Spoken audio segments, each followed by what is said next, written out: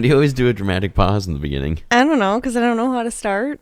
Usually say like, hey, welcome to Pick It and Flick It podcast. I know, but I'm used to you just like starting it in the middle of us having a conversation. Well, no, I don't do that with us. I've done that on the other show. Yeah. But not on this one. Well, welcome to Pick It and Flick It podcast. I'm Natasha. Oh, I'm Vox. And we are doing the Halloween Extravaganza, Part 3. Part 3, Chapter 3. Season 3. Threes. All the threes. Yeah. Today we watched the remake of Invasions of the Body Snatchers. Invasion of the Body Snatchers, sorry. I didn't realize this was a remake. I thought this was like the first one. No. See, that's what happens. Remakes aren't an original concept, believe it or not. Yeah, it's not like a just 2020 thing. No. Well, 2022 thing. Whatever. I mean, it's been happening since. Yeah. I mean, it's been going on for a long time, right. Obviously. But no, yeah, this is not the original. It's a longer, expanded version remake. Yeah. Boy, oh boy. I don't know, man. Some of these, like, I wouldn't say cult classic, but like classic horror flicks, they're just too fucking long. Yeah. There was just so many scenes that were, like, they just sat there for too long, or the scenes went on too long. They didn't need it. No. For those who don't know, Invasion of the Body Snatchers is about an alien plant life form that travels via solar winds from planet to planet, trying to take over all of their civilizations and creatures, and then they move on so that they don't die. And they claim that it is a better life when you don't have to worry about anxiety or depression or love or hatred, because everyone is just stale and boring. Yep, doing the same thing, feeling the same things, which is nothing. Yep. So we see some pretty interesting like effects right away in this movie. Yeah. With like the kind of reversal. They look to me like something under a microscope, but they kind of put like a alien planet background behind it, and then like the solar winds pushing it to Earth. Yeah. So that was kind of cool. I mean, for what was it, 78, right? Yeah. 1978. So obviously no CGI or computer effects. Lots of practical effects. Yeah. It's always cool to see that, for sure. A big thing that, like the growth of the plants and stuff like that, it's all in reverse. You know, so like when the plants have like these little tendrils, these little fine hairs, right, that come out and they like wrap around people's arms and stuff when they're sleeping. That's all shot like that's reverse. Yeah. So they shoot it. I could tell that it was a little choppy. Yeah, but it's done reverse, which is a great effect. I mean, it suited itself well. But yeah. Tell me about your expectations compared to what we see. This is something new that I kind of thought of. I mean, I didn't really have many expectations. You know, I've just heard of this movie before, and I guess it's a classic. Sure. And I haven't seen it, obviously, because I didn't know there was a remake. So I was just kind of like, let's put this on the list. It's something I haven't seen, and I want to watch some movies I haven't seen, because a few of these movies on the list we've seen before. Right, yeah. And we're watching them, or you've seen it before, or I've seen it before, and it's your first time, so it's always nice to see something new for myself. I saw both the original and this remake in film class, but I don't remember watching the original, obviously, because we were just talking before we hit record. I was like, oh shit, like I don't remember the first one at all, because I remember this plot, and I guess they're similar plots, obviously, but I remember like some of the things, especially near the end, that started happening, but I didn't remember it, A, being as long as it was, and B, like a lot of like the finite details of it. I just knew what happened. And of course the ending of this movie is well known. Like that's like a big the plot twist kind of thing, you know, and to have a movie that has a plot twist in the end, especially in the 70s, as we talked about a couple days ago, with The Orphan, leading up to any other movie that has like the crazy known plot twists. Those are always like I didn't know that was like a known plot twist. Yeah, like, you know, we talked a couple days ago on the Orphan. Like, that's the plot twist. Like that movie, as if for those who have listened, wasn't my favorite, right? But the plot twist everyone knows. Same thing with this movie. Spoiler alert. You know, it's not my favorite, but that plot twist at the end, you're always like, oh shit, because it leaves you with so many questions to what you have.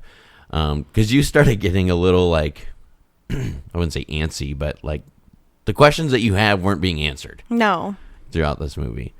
And the same with me, I guess. I mean, my whole thing was if everyone is an alien, then like just take me. You would rather surrender to become an alien instead of fight to survive? If everyone else is one, yeah. No, I'm not going to get help from anyone. It's just me. Okay. I mean, I'm just asking. I just kill myself. I wouldn't want to become one. No. I would just, I would make sure I died before they were able to make me one. Which is really easy to do. Like, the entire, like, thing in this movie is that they're kind of like a hive mind. Yeah. You know? Because once one is alerted of someone who's not a plant or not body snatched, like they all start screeching and, and chasing them. But I just feel like at that point you could have just jumped off a building. Like they were on these high-rise buildings. Yeah, but they don't want to die. Obviously, they don't want to be. They don't want to be controlled by aliens. So that means they don't want to die either. Well, I don't know. I would argue that a couple of them just kind of gave up. You know, Jeff Goldblum, young Jeff Goldblum's in this movie, and he just out of nowhere said, okay, I'm going to go make a distraction, run away, and then he obviously got captured. So it's like... Well, I don't think he was giving up, though. I think that was more so just trying to help his friends out. I don't know. So how did he get captured, but his girlfriend didn't? Right. Or wife, whatever she was. Yeah, his wife. Yeah, right. I don't know. I just feel like this movie had some pretty big plot holes. Yeah. And also it jumped around quite a bit. It didn't make a whole lot of sense. You know, like some of the character decisions that, you know, these characters are smarter than what they are because they're doctors or health inspectors or whatever they may be, and they're working in labs, but they're just making like these strange choices. Right. And then they never addressed, you know, how when they took the flower to the lab, that was never addressed. Right. But after they researched my only explanation for that is because I think the doctor was already snatched, and he just was like, I don't know what your obsession with this flower is, and then when she left, he was just like, threw it away. Probably. Because every single person in this movie before, like besides the 5 people that we follow, are body snatched. Like it's almost instant. Yeah. I liked the kind of apocalyptic feel that we got at one point from this movie. It falls off very quickly, but there's a scene where the main characters, and of course I can't even remember their names. The one guy I know because he plays President Snow in in the Hunger Games. His name, Matthew and Elizabeth. They're driving, and a gentleman is running down the street and jumps on the hood of his car. And he's like banging on the windshield and they're coming. You know, you got to listen to me. They're coming. And then a mob chases after him, including police officers, and run him down and kill him in the streets. Instead of trying to snatch his body, they just kill him. They run him over with a car. Or maybe it's because he was like on drugs, so he couldn't be put to sleep. I don't know. Maybe. But regardless, that was very apocalyptic to me, you know, kind of zombie-ish, which I think I really liked. And there's a couple of portions in this movie that remind me of 21 Days Later, which is a really, really great zombie movie. We watched it a while ago, but for those who haven't watched it, I think that the guy who did 21 Days Later kind of took some inspiration from this. Because 21 Days Later? What did I say? You said 21 Days Later. Yeah, isn't that it? 28 Days Later. 28 Days Later. I'm sorry. Thanks for the correction. But I think he took some major inspirations from this because there is a scene in this movie. Actually, there's a couple of scenes in this movie where they kind of do this really quick, like, camera zoom on people's faces when they're, like, realizing that someone is not snatched. Yeah. And there's, like, an uplighting and a downlighting, like the scene where they were up on the top of the buildings and there was a garden that started like birthing the people. First of all, we'll go back to this real quick, but that was one of the creepier scenes in this movie. Oh, definitely. And it started the creepiness, but it was like an hour and a half in already, so I was like ready to be done. But there like 3 or 4 people come running up to the fence, and they're like looking over the fence down at Matthew, who is sitting in the lawn chair, and they have a downlighting, or I'm sorry, an uplighting, so the shadows are like really high on their faces, and they're doing the like, you know, creepy screech, and it like zoom panels into them real quick, and the camera's kind of stuttering.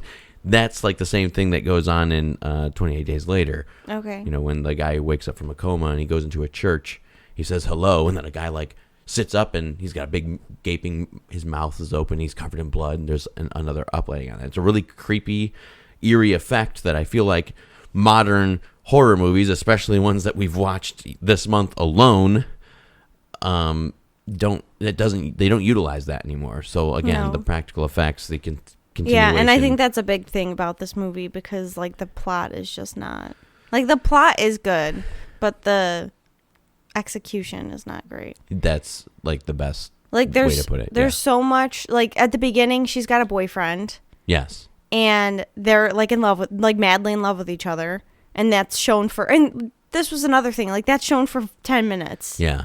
And then it really builds it up, like how much their relationship is, or like how strong their relationship is. And then all of a sudden he gets snatched, and he's one of the first to get snatched. Yeah, and then there's this sexual tension between her and her boss, Matthew. Yeah.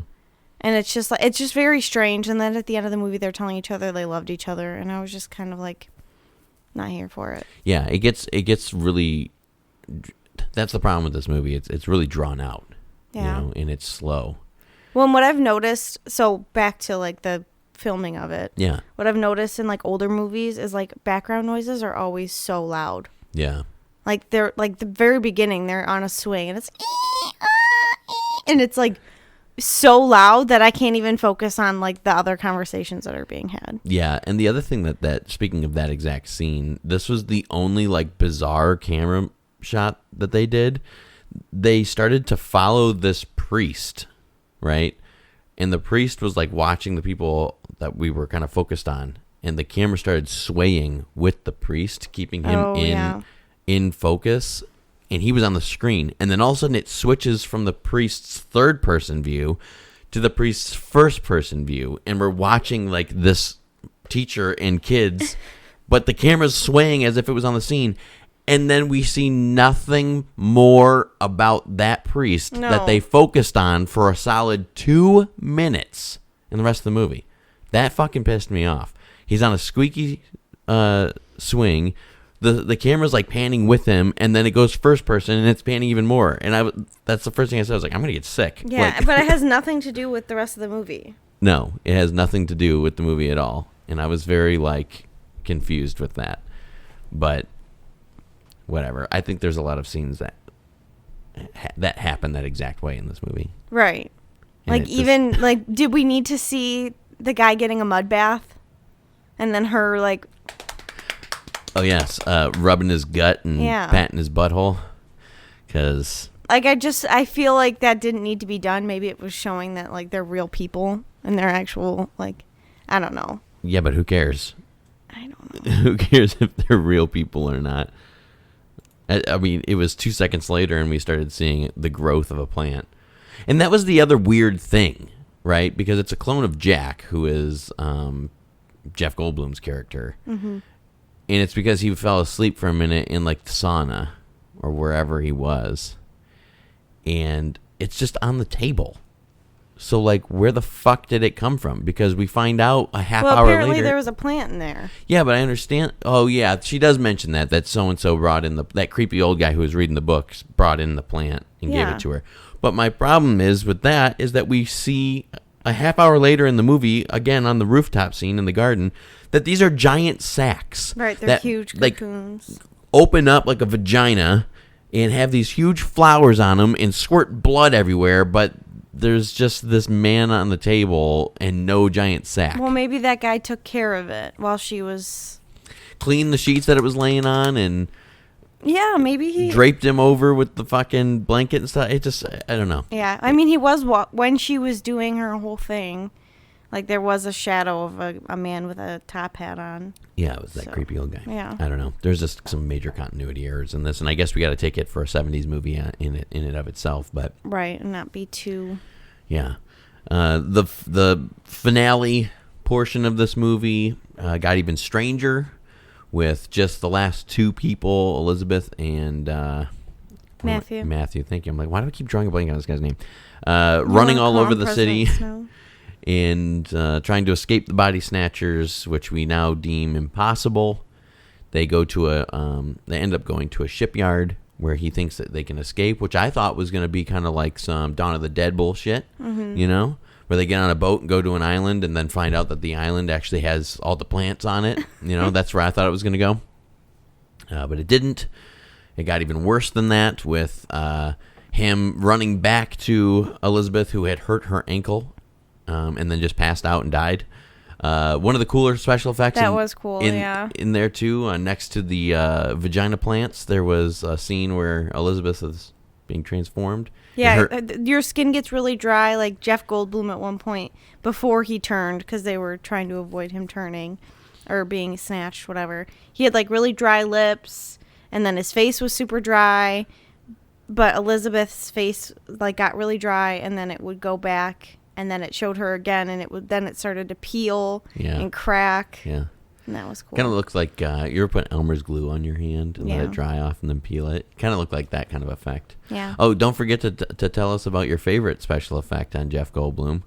Oh God, he had a bloody nose, but he had like a piece of like red plastic stuck up his nose instead of just like makeup on his like underneath his nose. It looked really bad. It was terrible. The blood in this movie was like ketchup. It was really, really pink. Anyways, so her skull shrinks into her head and falls apart in Matthew's hand, which was traumatizing. Yeah, that's creepy. And then she pops up 2 seconds later because she got birthed from a vagina plant, completely nude, and it was like, I don't know. I feel like it was just one of those, like, we're going to put boobs in this movie. Right. There's boobs in this movie. Because I'm sure that the kids back in the 70s who not only wanted to go see, a scary movie, they were like, oh my God, did you hear there's boobs in this movie? Yeah, right. And it's exactly that, because it's not like full frontal or anything. It's kind of from the side. Yeah, she's you can barely see anything. She's covered with like plant life, right? Mm-hmm. And even when she's all of a sudden running around inside of the greenhouse, it's still like covered up. And you can tell that she had like these skin-colored spandex on too. Oh, I know. But it was supposed to be, because when Jeff Goldblum's character was being birthed, it showed his crotch and it was just like smooth, like a Ken Barbie doll, right? Oh, and that's what they were trying to do, is like have no breasts or like no nipples. Oh, yeah, when they were like cocooned. Yeah. So it was, you could tell she was like supposed to be mid-transformation, but it was just really bad, like skin tight, skin-colored spandex. I didn't notice that part. Yeah, that was really funny. Same thing with that, near the end too, because this is the only portion that we need to focus on, because the first half of the movie is unneeded and unnecessary. Yeah.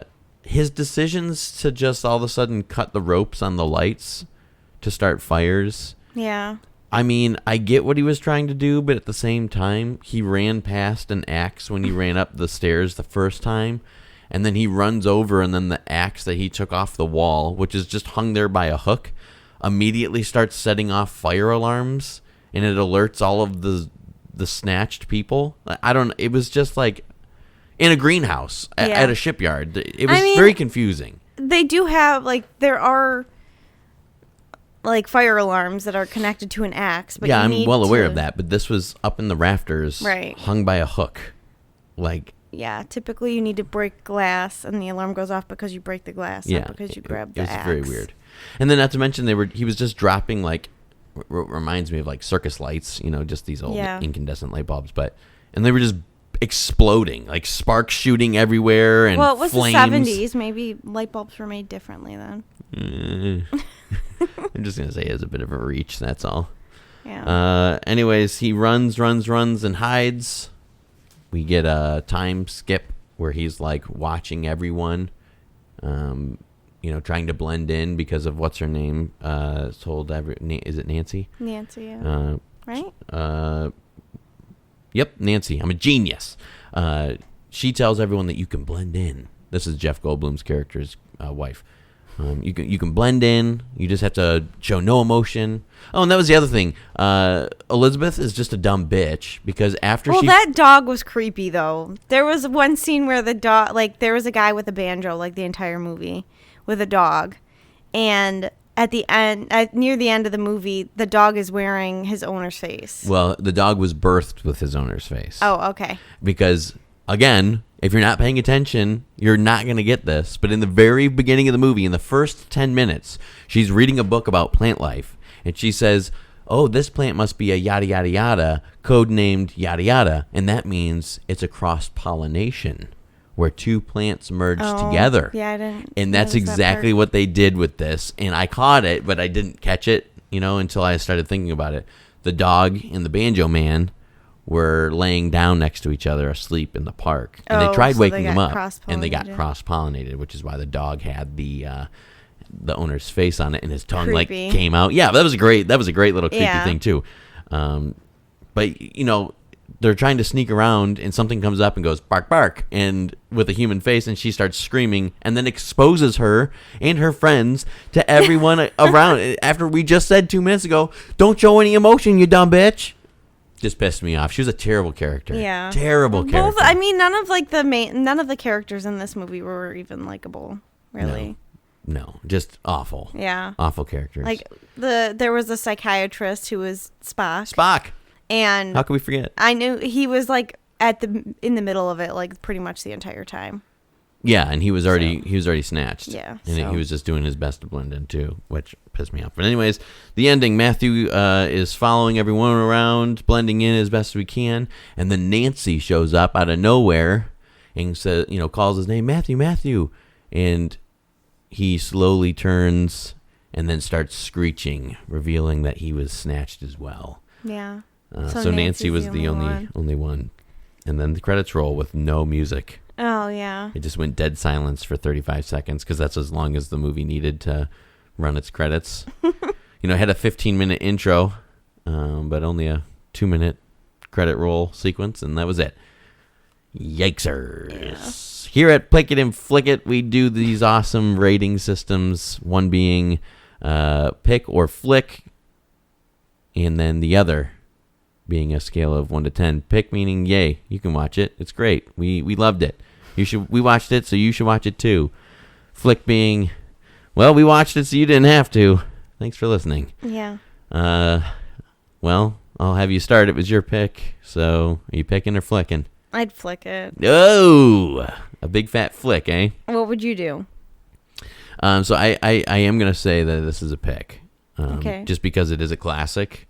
And there was a lot of inspiration, as I talked about earlier, that was pulled from these style movies back in the day. I feel like anything that was before, 85 is definitely something you should watch. Get the base. That doesn't mean it's a good movie, though. That doesn't mean it's a good movie. On a scale of 1 to 10. Out of 10. So, again, this is one of the ones that I've kind of been teetering on, and I know I've talked a little bit more than you have on this episode, but after talking and debating, I'm going to give this one a 6. That's what I'm going to give it. I can give it a 6. Yeah, that's what I was... I was thinking a 7, but the more I thought about how poorly written and executed some of these scenes were and how fucking long it was. Yeah, see, there's points where, there's some people I would recommend this movie to, and then there's, but a majority of people I would not. Yeah, no, I wouldn't suggest this. So that's why it's a flick for me, is because it's not something that if someone were like, oh, what'd you watch? And I said Invasions of the Body Snatchers, and they'd be like, oh, is that something I should watch? I'd be like, eh.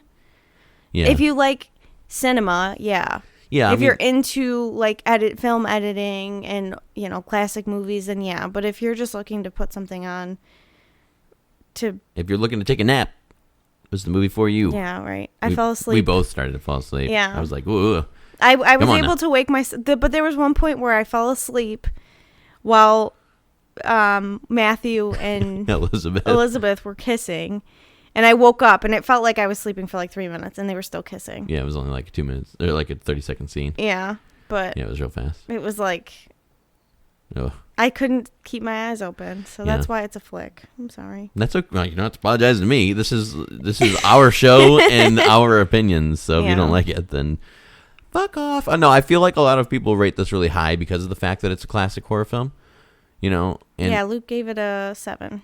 Luke gave it a 7. Well, Luke is wrong. No, I'm joking. I was going to give it a 7 as well. But I know some people that I follow and some people that I kind of I respect their opinion, gave these 8s 9s and 10s. Wow. And I was like, yeah, nope. I can't, and that's another thing. It's like the story has to be there too. Yeah, like just because it's a good, like the editing's good and the cinematography's good Right. and the sounds are good, whatever, doesn't make it a 10 out of 10. Everything has to be like it has to be on top of everything for it to be a 10 for me. Right. I think that I wanted to say this, and I hate, like, I guess it's the end of the episode. We've just talked for a half hour on this movie, but I wanted to reiterate. Yesterday we were talking about First Kill, or 2 days ago, right? What did we do yesterday? 2 days ago. Yeah, Yesterday was Humpty Dumpty. Humpty Dumpty, that's right, yikes. 2 days ago we were talking about First Kill, and I said something along the lines is like, is this a fresh concept? Like, is this something that is like revitalizing the genre, revitalizing the series? And no, it's not for First Kill, but the story was good. Did it need to be an orphan movie? No, I didn't think so, right? It kind of goes with the same with this movie, and this is my full circle, of mentioning it, is that this concept is really, really unique. I liked the fact that remember The Happening? Yes. Kind of the same inspiration, except it's a plant releasing a toxin to make people go crazy and kill themselves, instead of a space plant. I liked that one. Yeah. The thing is like, it's a fresh idea. Mind you, it was a remake, and it's based off of a novel, sure. But I don't think anything like this has been, published since probably like The Happening, right? Or at least AAA movies. I'm sure there's fucking knockoff movies all over the place that do the same exact concept. My point being is, did it need to have like the Body Snatchers name slapped on it to be a good film? Probably not, right? Like, people know the original, people know the book, and that's why there was like some kind of cult classic following around it. But my point is that you can have great movie ideas and still have a bad movie, and you can have a really bad movie that still has great plot points. Right. So that's where our opinions kind of all lay. And all three of us, I know Luke isn't here to defend himself, but all three of us have different tastes in all sorts of movies, but we can all agree on that exact concept. Yeah. So I agree. Here we are. Halloween Extravaganza 3, almost done. Yeah, we're getting there. We're approaching single digits until Halloween, so that's good. If you haven't already, make sure you subscribe and follow along with us. We've been doing one movie for every single day in October. It's the first year that we're going to do all 31. So I think we have plenty of time to finish it up and get it edited and drop on release. So we can do it. Stay tuned. We have more coming, more terrible horror schlock, as well as some fun ones that are hopefully going to spruce up our lineup here, because we're starting to slow down a little with these movies. Yeah, especially when we're watching slow ones. Yikesers. See you tomorrow. Bye.